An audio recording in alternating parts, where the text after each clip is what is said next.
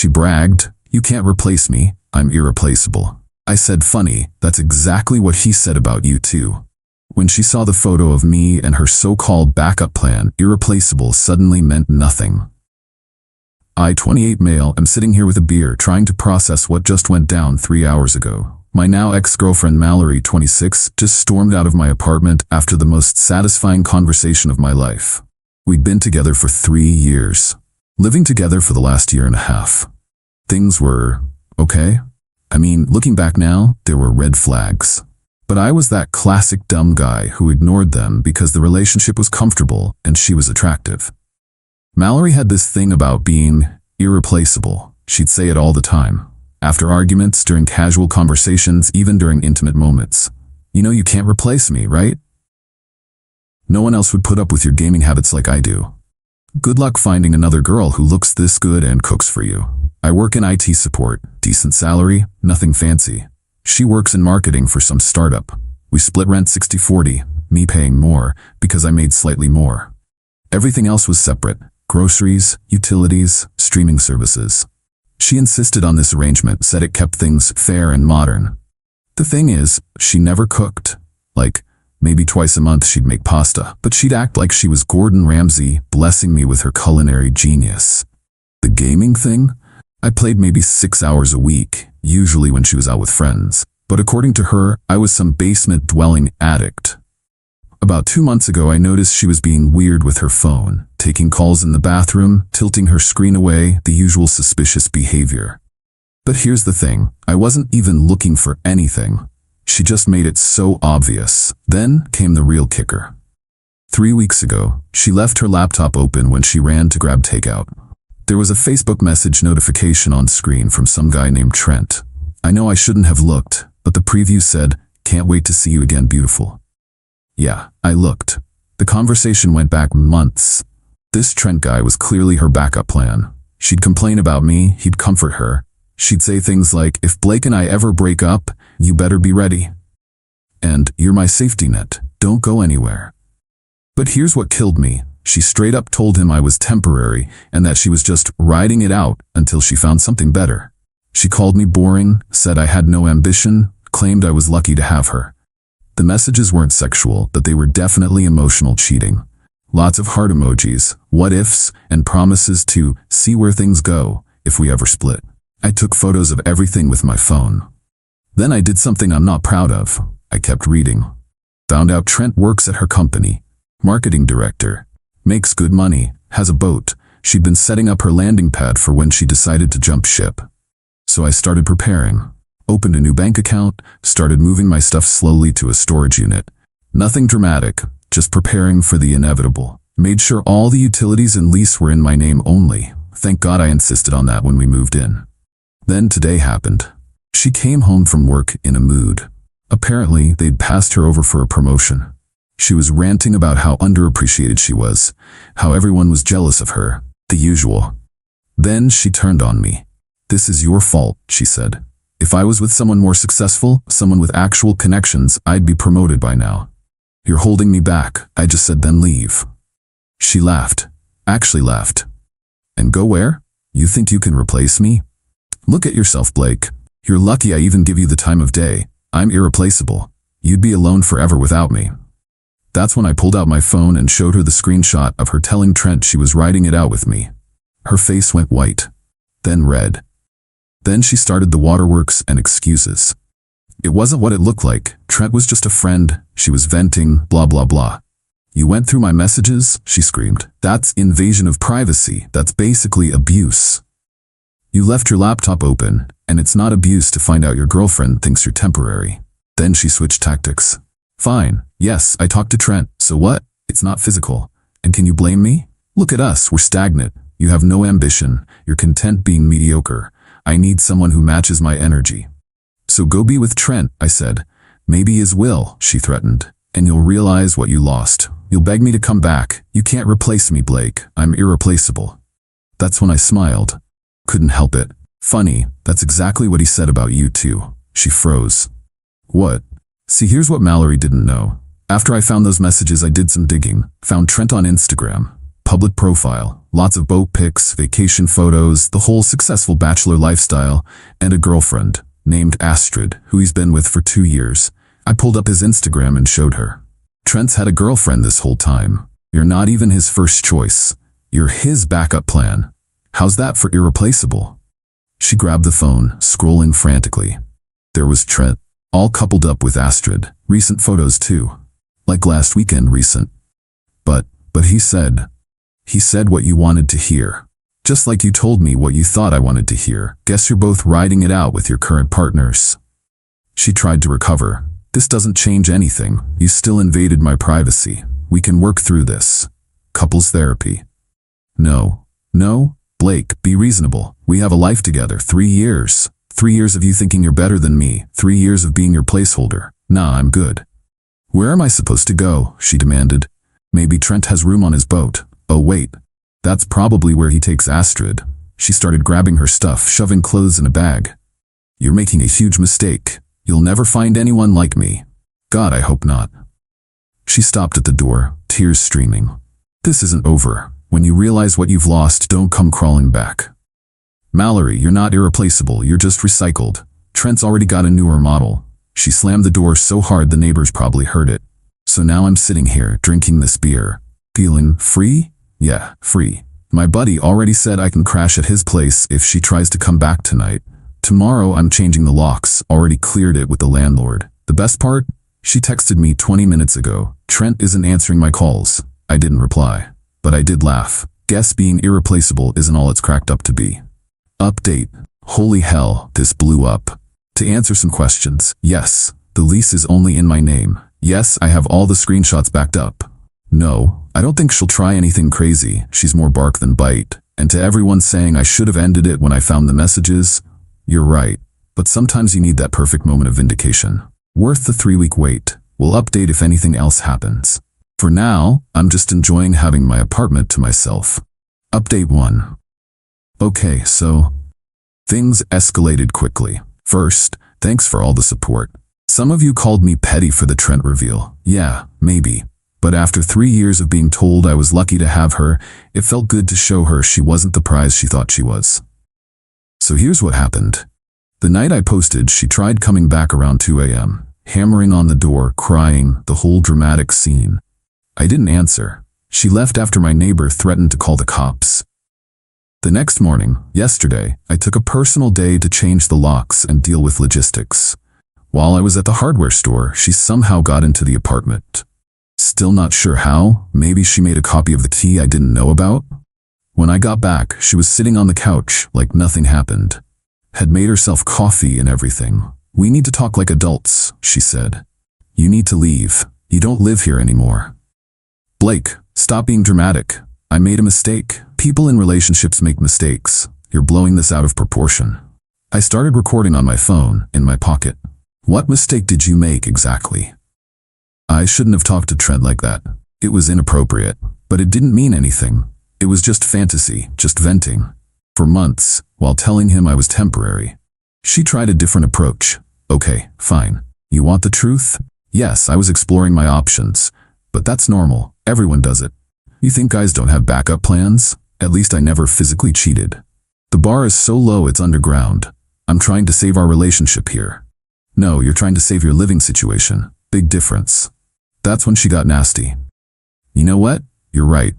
I was too good for you. Look at this place. You've done nothing to improve it in 2 years. Same couch, same TV, same everything. You're stagnant, Blake. In 5 years, you'll still be in the same job, somewhat, same apartment, same boring life. And you'll still be someone's backup plan. She threw her coffee mug at the wall. It shattered. Get out, now, or I'm calling the police. This is half my home. I have rights. Your name isn't on the lease. You have 0 rights. You're trespassing. She must have realized I was serious because she started grabbing more of her stuff. While she was packing, she kept ranting. Trent was 10 times the man you are. He has ambition. He has a boat. He takes care of himself. He also has a girlfriend who isn't you. That's temporary. He told me. He told you what you wanted to hear. Just like you told me I was lucky to have you. It's all lies, Mallory. You're not special. You're not irreplaceable. You're just another girl who thought she was trading up. She stopped packing and stared at me. When did you become such an asshole? Probably around the time I found out my girlfriend was shopping for replacements while sleeping in my bed. She grabbed her bags and headed for the door, but not before one last shot. I'm taking the TV. No, you're not. I paid for half. Show me the receipt. She couldn't because she didn't. She contributed like $50 toward it 2 years ago and acted like she bought the whole thing. This isn't over, she said. I'll get my stuff. All of it. Whatever's yours, you can have. Email me a list and we'll coordinate a time for you to pick it up, with witnesses. She left, slamming the door again. An hour later the text started. Trent says you're lying about Astrid. He says those photos are old. He's coming to talk to you man to man. Me, cool. Tell him to bring Astrid. You're such a child. I'm staying with my sister. I hope you're happy. This could have been avoided if you just communicated better. Then this morning, I woke up to 73 Instagram follow requests. All her friends and family, trying to see my stories. I haven't posted anything about the breakup, so I'm not sure what she told them. Also got a DM from a random account. A piece of shit for what he did to Mallory. She deserves better. Karma will get you. And, my personal favorite, a text from her mom. Blake, Mallory is devastated. Whatever happened between you two, surely it can be fixed. She loves you. Don't throw away 3 years over a misunderstanding. I didn't respond to any of it. But here's where it gets interesting. Remember Trent's girlfriend, Astrid? She DM'd me. Hi, you don't know me, but I think we need to talk. Can you send me those screenshots of my boyfriend talking to your ex? Oh boy. I sent them. All of them. 3 months worth of emotional affair, including the parts where Mallory called her temporary and Trent agreed. Astrid. Thank you. I had a feeling. She's not the first. Sorry you had to find out this way. Don't be. You did me a favor. Also, just so you know, Trent's been fired from their company. Something about inappropriate relationships with subordinates? Happened yesterday. What? Mallory works there too. Not anymore, she doesn't. Holy shit. So apparently Mallory's promotion denial wasn't about her performance. It was because they found out about her and Trent. And they both got canned. No wonder she was so desperate to work things out. She just lost her job and her backup plan in one day. I know I shouldn't feel satisfaction from someone losing their livelihood, but I kinda do. Is that terrible? Anyway, that's the update. She's been quiet since this morning, probably dealing with the job situation. Or maybe Trent finally told her the truth about Astrid. Either way, not my problem anymore. My buddy brought over pizza and beer last night. We played games until 3 a.m. Haven't done that in years because Mallory always complained about the noise. Turns out being alone forever is pretty nice so far. Add it, for those asking, yes, I'm keeping all the documentation in case she tries anything legal. No, I don't think Trent is actually coming to talk man to man. He's probably too busy dealing with Astrid and job hunting. And yes, I blocked Mallory's mom after her text. Not my job to manage her family's emotions. Final update. This will be my last update because I'm ready to move on, but figured you all deserve to know how it ended. So, remember how Astrid said Mallory and Trent both got fired? Yeah, that became a whole thing. Mallory started blowing up my phone 4 days ago. Not about us, but about her job. Apparently she thought I had something to do with her firing. I know you called my company. This is illegal. I'll sue you for defamation. You've ruined my life. Are you happy now? Answer me. I have bills. I have student loans. How could you do this? I finally responded, I didn't call your company. You got fired for having an inappropriate relationship with your director. That's on you. Someone sent them screenshots. Me wasn't me? Maybe Trent's girlfriend? That psycho is trying to ruin my life. No, you ruined your own life. You and Trent made choices. These are consequences. She tried calling 23 times. I counted because it was almost impressive. I didn't answer. Then her sister reached out. Deanna is actually reasonable, unlike Mallory. She asked if we could talk. I agreed. Met her for coffee yesterday. I'm not here to plead Mallory's case, she started. I just want to know what really happened. So I told her, showed her the screenshots, explained the whole irreplaceable thing, the months of emotional cheating, the backup plan, all of it. Deanna sighed. This tracks. She's always been like this. Always thinking she deserves better. Always looking for the next upgrade. Our parents spoiled her, made her think she was God's gift to mankind. Why are you telling me this? Because she's spiraling. She's been at our parents' house ranting about you, about Trent, about Astrid. She's convinced you all conspired against her. She can't accept that her actions have consequences. What do you want me to do about it? Nothing. I just wanted you to know you dodged a bullet and to watch your back. She's talking about revenge. Great. That was yesterday. This morning I woke up to something weird. My Instagram had a new follower, a profile called Blake Truth Exposed. The bio said exposing the real Blake last name. There were 3 posts. 1. Screenshots of me gaming with timestamps from when we were together, captioned ignores girlfriend for pixels. 2. A photo of my apartment, captioned lives like a college student at 28. 3. Screenshots of her texts to Trent, but edited to make it look like I was abusive and she was seeking help. The account had already followed all my coworkers, my family, my friends. I reported it immediately. Took screenshots first though. Then I texted Deanna, your sister just started an Instagram hate campaign against me. I'm so sorry, I'll talk to her. An hour later, the account was gone, but the damage was done. My mom called asking if everything was okay. My boss pulled me aside to ask if there was anything he should know about. I explained the situation, showed them the real screenshots, the timeline of events. Everyone was understanding, but still, the fact that I had to have these conversations at all. Then, plot twist, Astrid texted me, hey, thought you should see this. She sent me screenshots from a dating app.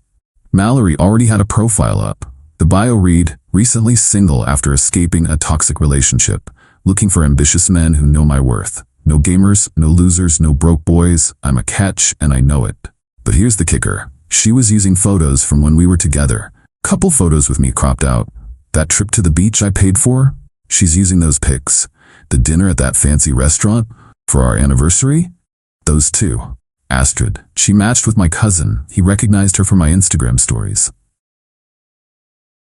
Did you warn him? Oh, I did better. I told him to take her on a date to the same restaurant where she used to meet Trent. You know, the one where they fired them both in person? That's evil. I love it. She said yes. Dates tomorrow night. We're not going to interfere or anything. But knowing Mallory is going back to the scene of her professional demise for a first date is just perfect. So that's it. I've blocked her on everything, changed all my passwords, warned my friends and family about potential fake accounts. My apartment is peaceful. I game when I want. I cook what I want. I've even started redecorating, something she always said we'd do eventually, but never wanted to spend the money on. The best part? I got a text from a number I didn't recognize last night. Hey man, this is Trent. I just wanted to say no hard feelings. Mallory played us both. I lost my girl and my job over this. Hope you're doing better than I am. I didn't respond, but I did laugh. As for Mallory, according to Deanna, she's already telling people she dumped me because I was holding her back. She's rewriting history to make herself the hero of her story. Let her. While she's out there trying to convince random Tinder dates she's irreplaceable, I'm here living my best life. Got a promotion at work, ironic, right? Joined a hiking group. Started learning Spanish on that app she always mocked me for using. Turns out the only thing that was actually irreplaceable was my peace of mind. And I've got that back now. Thanks for following this journey, Reddit. I'm out. Final edit. Astrid just texted. Mallory's date stood her up. The cousin never intended to go, just wanted her to sit alone at that restaurant. I'm not saying karma is real, but also, for everyone asking, no, Astrid and I are not getting together. We're both just enjoying being single and occasionally sharing the ridiculous updates about our exes. She's cool people though. Take care, everyone. Remember, if someone has to constantly tell you they're irreplaceable, they're probably the most replaceable person in your life.